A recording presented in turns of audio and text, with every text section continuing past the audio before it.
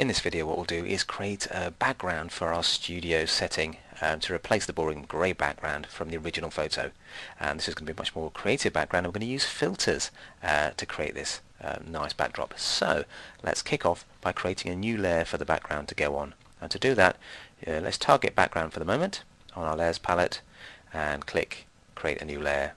And this is going to be for our creative background.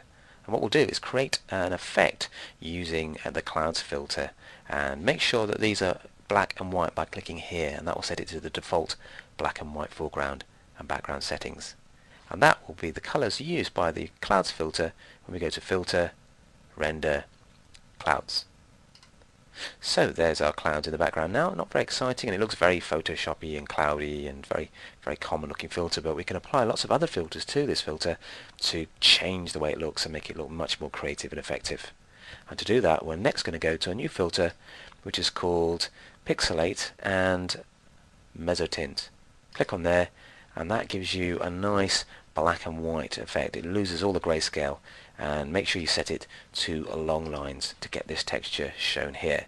Click OK to apply the change. Now, to create a more subtle and attractive background, what we're going to do is keep this layer targeted here by clicking on it, and then apply yet another filter to it by going to Filter, this time Blur, and we're going to go to Motion Blur. And this is pretty cool because it's blurring it in streaks. Now what you want to do is, here's one I prepared earlier, set the blur angle to 90 degrees, just click in here and type in 90, or you could drag this little slider around like so, but I find it's easier just to type in a number. And set distance to 999. At the moment, when you first start, it'll be something like this, very subtle.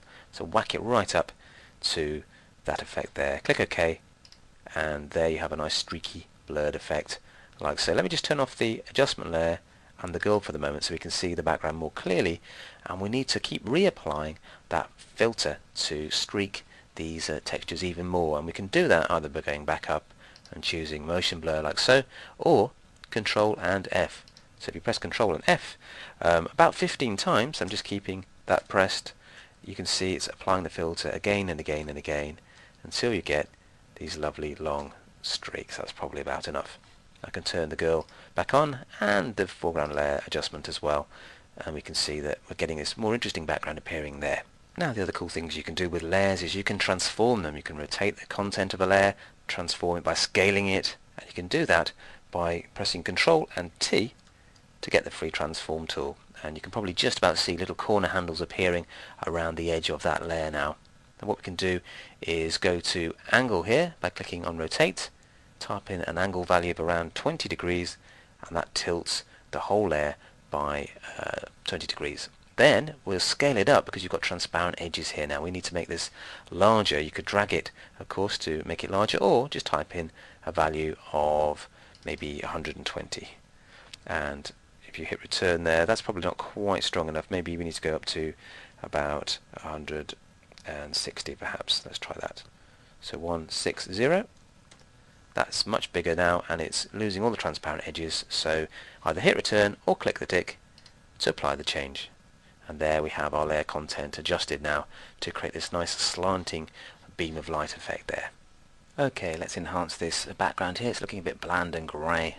So first thing we're going to do is create a vignette effect around the edge just to draw attention to our main model. And to do that, we can go and select all, then edit copy, and then edit paste, and that will automatically paste it into a new layer like so. You can see it says layer 2 now.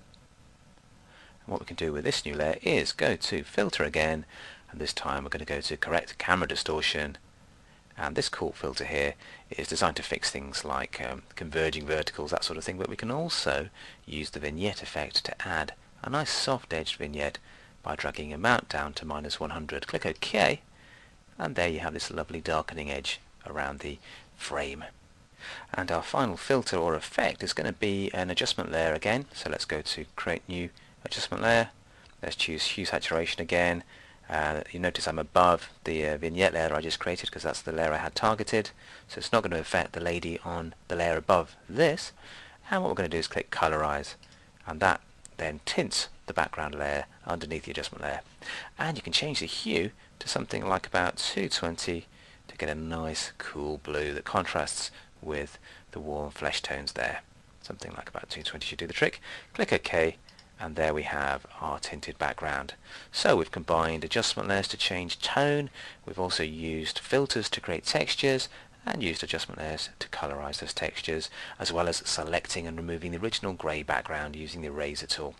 So lots to do there with the layers palette, and lots of useful skills you can apply to your own photo fixing.